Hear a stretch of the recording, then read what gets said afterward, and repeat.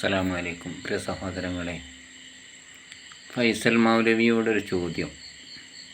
ഒരാൾ ചോദിക്കുകയാണ്, കേരളത്തിൽ ഏതെങ്കിലും ഒരു പള്ളിയിൽ മുജാഹിദ് സലഫി പ്രസ്ഥാനത്തിൻ്റേതായിട്ട് പുരാതനമായിട്ടുണ്ടാക്കിയ പള്ളി സലഫി പള്ളിയായിട്ട് ഏതെങ്കിലും ഉണ്ടോ എന്ന് ചോദിച്ചപ്പോൾ അദ്ദേഹം പറയുന്ന മറുപടി എന്താണ്? വളരെ രസമാണ്. ഇവിടെ ഉള്ളത് മാലിക് ബിൻ ദീനാറും കൂട്ടരും ഇവിടെ ഉണ്ടാക്കിയ പള്ളിയൊക്കെ സലഫി പള്ളിയാണെന്ന്. കാരണം എന്താണ്? അവിടെ ഒന്നും എന്ത് ചെയ്യണില്ല, അദ്ദാദില്ല, റാത്തീബില്ല, മൗലീദില്ല, ഒന്നുമില്ലായിരുന്നു അവരുണ്ടാക്കിയ സമയത്ത്. പിന്നെന്ത് ചെയ്താണ്? അതൊക്കെ പിന്നത്തെ ആൾക്കാരുണ്ടാക്കിയതാണ്, കൂട്ടിച്ചേർത്തതാണ്. അപ്പോൾ അവരുണ്ടാക്കിയതൊക്കെ സലഫി പള്ളിയായിരുന്നു എന്ന്. എങ്ങനെയുണ്ട് മറുപടി? ഇവിടെ എന്നാൽ തിരിച്ചങ്ങോട്ടൊന്ന് ചോദിക്കാം. ഇവിടെ മാലിക് ബിൻ ദീനാറും കൂട്ടരും വന്നത്, അവർ വന്നിവിടെ പ്രബോധനം നടത്തി. ഖുത്ബ ഓതിയത് അറബിയിലോ മലയാളത്തിലോ? അവരിവിടെ ഖുത്ബ ഓതാൻ വേണ്ടി പറഞ്ഞോ? മലയാളത്തിൽ ഖുത്ബ ഓതാൻ വേണ്ടി. അവർക്ക് അറബി മലയാളം അറിയില്ലാക്കുക. എന്നാൽ പല ആളുകളുള്ള സ്ഥലത്ത് ഇവർ പോയിട്ട് ഓരോ ഭാഗത്തും ഉള്ള ആളുകൾക്ക് അവർക്കനുസരിച്ച് ഖത്തീബുമാർ വരെ നിശ്ചയിച്ചോ? എത്രത്തോളം മക്കയിലും മദീനയിലും ഇന്നും അറബിയിലല്ല ഖുത്ബ ഓതുന്നത്. അതവരെ മാതൃഭാഷയായതുകൊണ്ടാണെന്ന് ഇവർ പറയും. എന്നാൽ അവിടെ പല രാജ്യക്കാർ വരുന്ന സ്ഥലമല്ലേ? അവിടെ എത്ര ഖത്തീബന്മാരുണ്ട്? അവിടെ ഖത്തീബന്മാർ എത്ര ആളുണ്ട്? ഖുത്ബ ഓതുന്ന എത്ര ആളുകളുണ്ട്? പല ഭാഷയിലോട്ട് ഓതുന്നുണ്ടോ? കാരണം ഈ വരുന്ന ആളുകൾക്ക്, ശ്രോതാക്കൾക്കൊക്കെ തിരിയണം എന്നാണ് അവർ പറയണത്. അങ്ങനെ തിരിയണമെങ്കിൽ എത്ര ശതമാനം ആൾക്കാർക്ക് തിരിയണം? അത് ഇവർ പറയണം. അല്ലെങ്കിൽ മാതൃഭാഷയിലങ്ങോട്ട് ഓതി വിട്ടാൽ മതിയോ? എന്നാൽ ഇസ്ലാമിൻ്റെ ഒരു പ്രത്യേകമായ ഒരു ഇബാദത്ത്, അത് എങ്ങനെയാണോ റസൂലുള്ള കാണിച്ചു തന്നത് അതുപോലെ നിർവഹിക്കലാണ്. ഇബാദത്തിൻ്റെ യഥാർത്ഥ രൂപം നബി സല്ലല്ലാഹു അലൈഹി വസല്ലമ തങ്ങൾ പഠിപ്പിച്ചു തന്ന മാർഗത്തിനോട് പിൻപറ്റലാണെന്ന്. എന്നിട്ട് ഫൈസൽ മൗലവി പറയണം എന്താ അറിയാം? അവിടെ മൗലൂദ് ഇല്ലായിരുന്നു, റാത്തീബ് ഇല്ലായിരുന്നു, ഒന്നുമില്ലായിരുന്നു എന്ന്. എന്താണ് മൗലീദ്? എന്താണ് റാത്തീബ്? അദ്ദാദില്ലായിരുന്നു.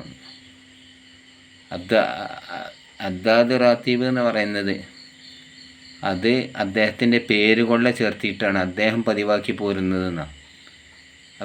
അദ്ദാദ് എന്നവർ അബ്ദുല്ലാഹിൽ അദ്ദാദ് റളിയല്ലാഹു അൻഹു അദ്ദേഹം പതിവാക്കിയത്. എങ്ങനെ പതിവാക്കി? റാത്തീബ് എന്ന് പറഞ്ഞാൽ റവാത്തീബ് എന്ന് പറഞ്ഞാൽ റാത്തീബ് പറഞ്ഞാൽ പതിവാക്കണതെന്ന്. അദ്ദേഹം ഹദീസിൽ നിന്നുള്ള ഓരോ ദിക്റുകൾ ഇങ്ങനെ ഇന്നത് ചൊല്ലിയാൽ ഇന്നത് എന്നൊക്കെ പഠിച്ചാൽ അത് എന്ത് ചെയ്യാണ്? ജനങ്ങൾക്ക് ചെയ്യാൻ വേണ്ടിയിട്ട് എന്താക്കുക? ഒരു കോർവ രൂപത്തിലാക്കി. ഇങ്ങനെ തന്നെ എല്ലാം ഖുർആൻ വരെ അങ്ങനെയുള്ളത്. ഖുർആൻ ഒരു കോർവ രൂപത്തിൽ പിന്നാക്കുക ചെയ്തത്. ഇത് ആരെങ്കിലും മൻ സന്ന ഫിൽ ഇസ്ലാമി സുന്നത്തൻ ഹസന ഫലഹു അജുറുഹു അജുറു മാമല ബിഹി എന്നതിൽ നിന്ന് പ്രചോദനം ഉൾക്കൊണ്ടാം. ആരെങ്കിലും ഇസ്ലാമിൽ ഒരു നല്ല ചര്യ തുടങ്ങിയാൽ, മൻ സന്ന ഫിൽ ഇസ്ലാമി, ആരെങ്കിലും ചര്യയാക്കിയാൽ, ഇസ്ലാമിൽ ചര്യയാക്കിയാൽ സുന്നത്തൻ ഹസന, നല്ലൊരു കാര്യത്തിന്, ഫലഹു അജുറുഹു, അവനക്ക് അതിൻ്റെ പ്രതിഫലമുണ്ടാകും. അജുറു മാമല ബിഹി, അത് കണ്ട് അമൽ ചെയ്യുന്നതിൻ്റെ പ്രതിഫലം കിട്ടുന്ന റസൂൽ പഠിപ്പിച്ചത്. അപ്പോൾ ഇതാണ് ഇവിടെ നടക്കുന്ന എല്ലാ കാര്യങ്ങളും സുന്നികൾ ചെയ്യുന്നതൊക്കെ. നബിൻ്റെ മദ്ഹ് പറയുക, അന്ന് ഭക്ഷണം കൊടുക്കുക, ഇതാക്കുക, അതൊക്കെ നബി ചെയ്തോ?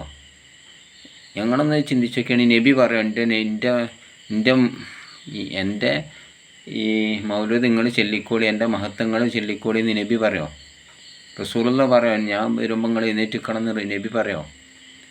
അപ്പം നബിനെ പറ്റി ഇവരെന്താ മനസ്സിലാക്കി? ഇവിടെ ശത്രുക്കൾ പോലും നബിനെ മനസ്സിലാക്കിയത് നബിൻ്റെ ആ അനുയായികൾ അവരോട് വർത്തിക്കുന്നത് കണ്ടിട്ടാണ്. എന്നാലും നബിയെ ഇതിനെ വിരോധിച്ചിട്ടുണ്ടോ?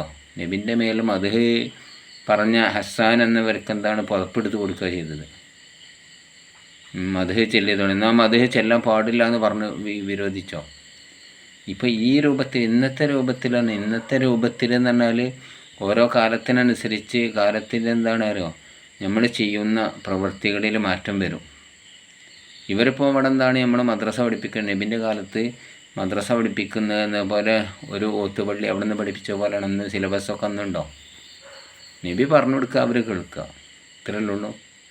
ഖുർആൻ തന്നെ ഗ്രന്ഥരൂപത്തിൽ പിൻകാലത്തുണ്ടായതല്ലേ? എല്ലാ സംഗതികളും അങ്ങനെ തന്നെ. ഒക്കെ ഷർറുൽ ഉമൂരി മുഹ്ദസാത്തുഹാ കുല്ലു മുഹ്ദസത്തിൻ ബിദ്അത്തുൻ വകുല്ലു ബിദ്അത്തുൻ ദലാല എന്ന് പറഞ്ഞത് ചീത്തയായ ബിദ്അത്ത്, ശറഈനോട് യോജിക്കാത്ത വിശ്വാസത്തിലുള്ള ബിദഅത്താണ്. വിശ്വാസത്തിലുള്ള എല്ലാ ബിദഅത്തും അനാചാരമാണ്, പുതിയതായിട്ടുണ്ടായ കാര്യങ്ങൾ.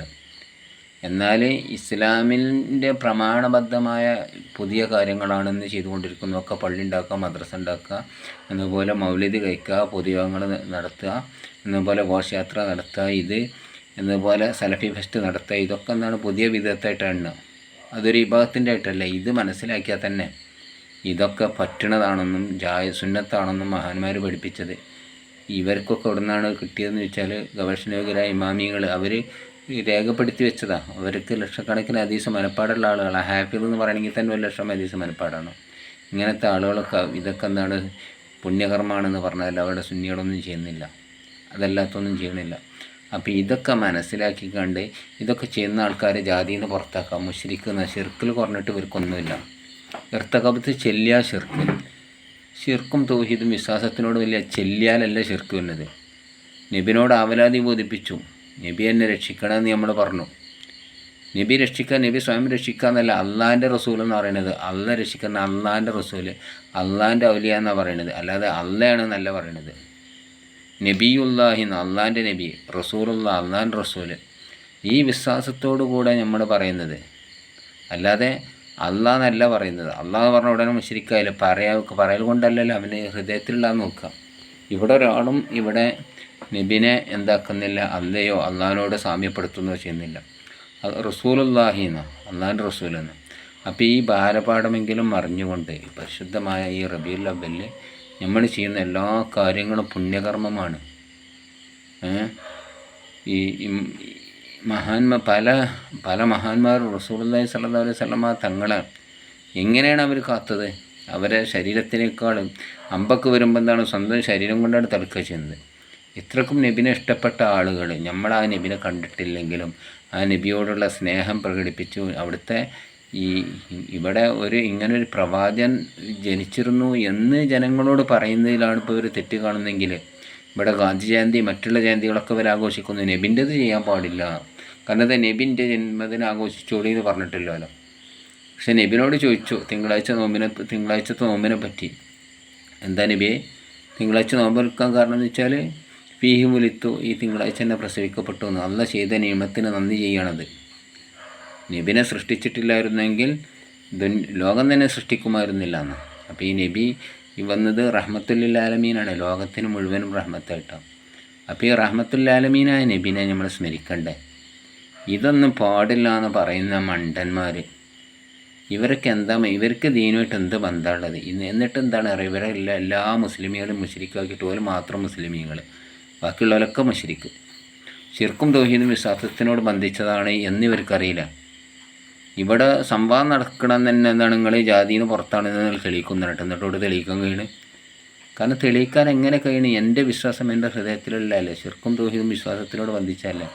അപ്പോൾ ഈ ബാലപാഠം മനസ്സിലാക്കി മറ്റുള്ളവർ മുശ്രിക്കാക്കുന്നത് നിർത്തണമെന്ന് പറഞ്ഞുകൊണ്ടാണ് ഞാൻ അവസാനിപ്പിക്കുകയാണ്. അള്ളാഹ് നമുക്ക് നബിയെ അങ്ങേറ്റം സ്നേഹിക്കാനും നബിയോട് പിൻപറ്റി ജീവിച്ച് അവിടത്തോടു കൂടെ സ്വർഗത്തിൽ ഒരുമിച്ച് കൂടാനും അള്ളാഹ് തൗഫീക്ക് ചെയ്യട്ടെ എന്ന് പ്രാർത്ഥിച്ചുകൊണ്ട് നിർത്തുന്നു. അസ്സലാമു അലൈക്കും.